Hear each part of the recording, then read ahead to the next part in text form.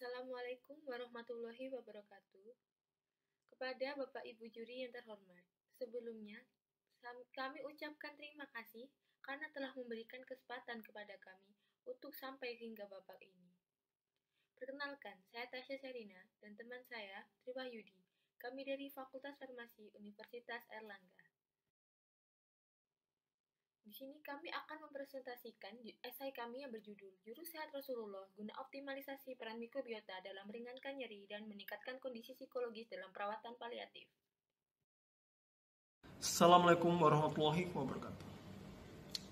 Marilah kita bertanya, dari mana penyakit berasal? Hippocrates mengatakan bahwa sumber dari penyakit berawal dari perut kita. Hal serupa juga dikatakan oleh Rasulullah SAW, di mana Rasulullah mengatakan bahwa sumber dari penyakit adalah perut adalah gudang penyakit, dan berpuasa adalah obat. Hadis riwayat Muslim. Apa hubungan kedua ungkapan tersebut dengan kondisi pada hari ini? Nyatanya, pada 30 tahun terakhir menunjukkan tren peningkatan penyakit tidak menular secara signifikan, di mana mayoritas disebabkan oleh buruknya pola makan dan apa yang kita makan sehari-hari. Sehingga pada data tahun 2017 menunjukkan bahwa faktor risiko paling banyak mempengaruhi disabilitas dan risiko kematian didominasi oleh penyakit tidak menular yang disebabkan oleh buruknya makanan yang kita konsumsi, seperti tekanan darah diri, tekanan darah tinggi, gula darah puasa yang tinggi, obesitas, kolesterol, dan gangguan fungsi ginjal. Penyakit-penyakit tersebut kebanyakan tidak bisa disembuhkan kembali seperti semula, dan pengobatan secara kuratif tidak bisa efektif menyembuhkan mereka, sehingga diperlukan treatment yang rutin seperti penggunaan insulin pada orang diabetes dan hemodialisis pada orang yang memiliki gagal ginjal. Sehingga perlu adanya perawatan tambahan untuk meningkatkan kualitas hidup dari pasien, di mana perawatan tersebut disebut dengan perawatan paliatif. Apa itu perawatan paliatif? Perawatan paliatif adalah perawatan khusus untuk pasien yang sudah memiliki penyakit serius dan keluarganya. Tujuan dari perawatan ini adalah untuk meningkatkan kualitas hidup pasien dan keluarganya, sehingga mereka bisa hidup tanpa terbebas dari rasa sakit dan dapat meningkatkan kualitas hidup mereka. Lalu pertanyaan selanjutnya yang timbul adalah, efektifkah perawatan paliatif saat ini? Mengingat fokus utama perawatan paliatif saat ini masih mengacu pada 3 hal. Yang pertama, providing support. Yang kedua, symptom management. Dan yang ketiga adalah comfort care. Sehingga dari fokus tersebut, kami akhirnya dapat menarik masalah yang menurut kami merupakan sebuah missing point yang ada pada perawatan paliatif ini. Yang pertama, perawatan paliatif ini baru diberikan ketika penyakit pasien sudah mencapai fase terminal. Yang kedua, fokus perawatan paliatif masih kepada psychological dan social support. Dan yang terakhir, symptoms management ini masih drug oriented.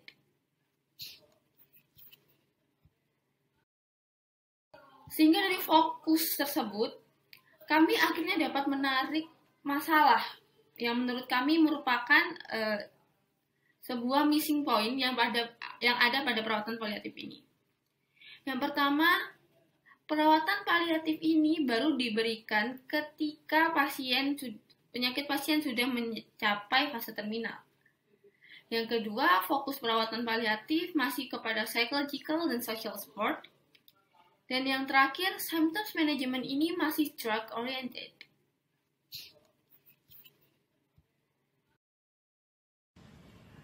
Dari masalah yang ada pada perawatan paliatif yang ada pada masa kini, kami menawarkan solusi terbaru pendekatan paliatif dengan pemahaman awal di mana semua penyakit berawal dari perut, yaitu pendekatan untuk mengoptimalkan peran mikrobiota yang sering disebut-sebut sebagai missing organ kita, di mana mikrobiota memiliki 3 fungsi utama, yaitu pertama fungsi protektif, di mana mereka mensekresikan senyawa antibakteri untuk melindungi tubuh kita dari bakteri patogen.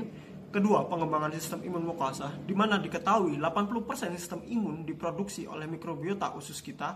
Dan ketiga, fungsi metabolik, di mana mikrobiota ini juga membantu memetabolisme makanan-makanan kita menjadi senyawa-senyawa lebih sederhana sehingga bisa diserap oleh tubuh. Lalu apa hubungannya dengan pasien paliatif? Ya, jadi perlu disadari bahwa tujuan utama perawatan paliatif adalah untuk meningkatkan kualitas hidup pasien. Sedangkan kualitas hidup pasien ini dapat kita tingkatkan melalui optimalisasi peran mikrobiota usus. Mengingat mikrobiota usus memiliki peran penting di antaranya yang pertama, mengurangi rasa nyeri fisik, yang kedua mengurangi inflamasi, dan yang ketiga adalah mempengaruhi kondisi psikologis pasien. Lalu cara meningkatkan peran mikrobiota usus ini dapat kita lakukan dengan cara memodifikasi dietary yang pasien konsumsi. Karena memang makanan itu sangat berpengaruh kepada kondisi dan kinerja bakteri itu sendiri. Nah, sedangkan dalam Islam kita tahu istilah yaitu makanan thayyiban, yaitu makanan yang akan memberikan dampak baik bagi kita. Nah, di sini kita mencoba menemukan korelasi antara ajaran Islam mengenai dietary dan dengan peningkatan peran mikrobiota usus yang kemudian kami sebut dengan jurus sehat Rasulullah. Jurus sehat Rasulullah pada dasarnya merupakan sebuah upaya untuk meningkatkan kesehatan dan kualitas hidup dari seseorang berdasarkan anjuran dari Rasulullah serta Al-Quran, di mana konsep ini serupa dengan Tibun Nabawi. Tapi jurus Rasulullah yang kami adopsi ini, kami menargetkan anjuran-anjuran yang berguna untuk meningkatkan atau mengoptimalisasikan peran mikrobiota bagi perawatan paliatif. Mulai dari pertama, yaitu berpuasa, di mana hadis telah menyebutkan bahwa berpuasa adalah obat. Dari sini ditemukan dua hikmah. Dari berpuasa mampu meningkatkan kemampuan autofagi sel tubuh, yaitu kemampuan sel tubuh untuk meregenerasi atau mendaur ulang sel-sel tubuh yang sudah lama menjadi sel-sel tubuh yang baru. Lalu yang kedua, hal ini berpuasa sangat berpengaruh bagi mikrobiota usus, di mana mampu meningkatkan jumlah bakteri komensal yang berguna bagi tubuh, menurunkan bakteri yang menimbulkan atau mempromosikan kanker kolorektal, serta mempertahankan keseimbangan mikrobiota usus dalam beberapa hari. Selanjutnya ada kurma dan madu. Kurma dan madu disebutkan salah satunya di Quran surat 16 ayat 68.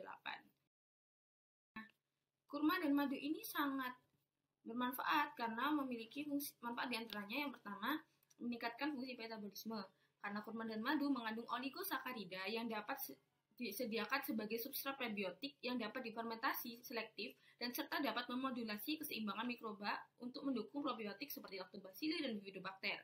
Yang kedua dapat membunuh bakteri patogen karena madu mengandung zat hidrogen peroksida, metilglioksal dan antimikroba lebah definsin 1. Yang terakhir dapat meningkatkan kesehatan usus besar karena kurma mengandung DPE dan DDE yang mampu secara signifikan meningkatkan pertumbuhan bakteri yang menguntungkan. Selanjutnya ada sayur dan buah. Nah, sayur dan buah ini disebutkan salah satunya di Quran surat Al-Baqarah ayat 61. Di dunia modern kita kenal dengan istilah Mediterranean diet, yaitu diet yang sangat berfokus kepada buah-buahan, sayur-sayuran, dan biji-bijian serta lemak sehat. Secara mengejutkan, Rasulullah sendiri juga sudah mencontohkan kita untuk menerapkan Mediterranean diet ini. Karena memang Mediterranean diet ini memiliki banyak manfaat, diantaranya yang pertama, meningkatkan fungsi kognitif dan menurunkan penanda inflamasi. Yang kedua, meningkatkan produksi asam lemak rantai pendek. Yang ketiga adalah memodulasi mikrobiota usus yang baik, sehingga pada akhirnya berpotensi untuk meregulasi proses metabolisme yang lebih sehat. Dan selanjutnya adalah minyak hati ikan. Minyak hati ikan ini juga sering disebut dalam hadis. Contohnya adalah hadis yang sudah tertera di sini. Nah, manfaatnya ada banyak. Yang pertama adalah dapat meningkatkan fungsi penghalang epitel pada usus dan mampu mengurangi kolitis klinis dan imunopatologi kolon. Yang kedua, dapat menjaga keseimbangan mikrobioma usus. Dan yang ketiga, meningkatkan kelimpahan general bakteri penghasil butirat. Dan yang terakhir adalah mencegah gangguan neuropsikiatri dan disbiosis.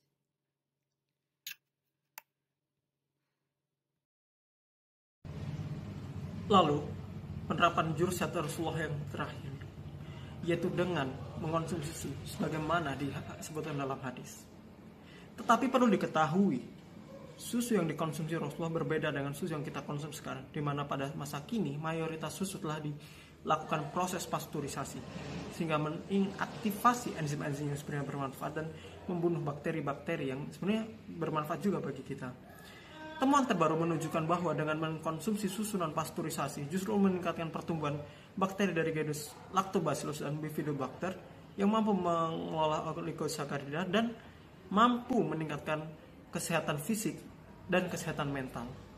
Sehingga pada akhir kata dapat kita simpulkan, jurus Hayat Rasulullah merupakan salah satu pendekatan perawatan paliatif yang potensial untuk diaplikasikan dan diedukasikan karena bisa diaplikasikan sejak fase dini seorang menderita suatu penyakit yang dimana tidak mungkin disembuhkan. Hal ini dilakukan dengan meningkatkan kualitas kesehatan pasien secara menyeluruh, meredakan inflamasi, mengurangi rasa nyeri, dan meningkatkan kualitas psikologis dari pasien dengan aktivitas mikrobiota yang ada di perut kita. Sehingga pada akhirnya ilmu-ilmu yang pada Rasulullah ajarkan pada kita sebenarnya tetap relevan hingga saat ini, bahkan dalam perawatan paliatif. Sekian dari kami. Wassalamualaikum warahmatullahi wabarakatuh. Lalu, penerapan jurus Hayat Rasulullah yang terakhir, yaitu dengan mengonsumsi susu sebagaimana disebutkan dalam hadis. Tetapi perlu diketahui, susu yang dikonsumsi Rasulullah berbeda dengan susu yang kita konsumsi sekarang, di mana pada masa kini mayoritas susu telah dilakukan proses pasteurisasi sehingga mengaktifasi enzim-enzim yang sebenarnya bermanfaat dan membunuh bakteri-bakteri yang sebenarnya bermanfaat juga bagi kita. Temuan terbaru menunjukkan bahwa dengan mengkonsumsi susu non pasteurisasi justru meningkatkan pertumbuhan bakteri dari genus Lactobacillus dan Bifidobacter yang mampu mengolah oligosakarida dan mampu meningkatkan kesehatan fisik dan kesehatan mental. Sehingga pada akhir kata dapat kita simpulkan, jurus Hayat Rasulullah merupakan salah satu pendekatan perawatan paliatif yang potensial untuk diaplikasikan dan diedukasikan karena bisa diaplikasikan sejak fase dini seorang menderita suatu penyakit yang dimana tidak mungkin disembuhkan. Hal ini dilakukan dengan meningkatkan kualitas kesehatan pasien secara menyeluruh, meredakan inflamasi, mengurangi rasa nyeri, dan meningkatkan kualitas psikologis dari pasien dengan aktivitas mikrobiota yang ada di perut kita. Sehingga pada akhirnya ilmu-ilmu yang pada Rasulullah ajarkan pada kita sebenarnya tetap relevan hingga saat ini, bahkan dalam perawatan paliatif. Sekian dari kami. Wassalamualaikum warahmatullahi wabarakatuh.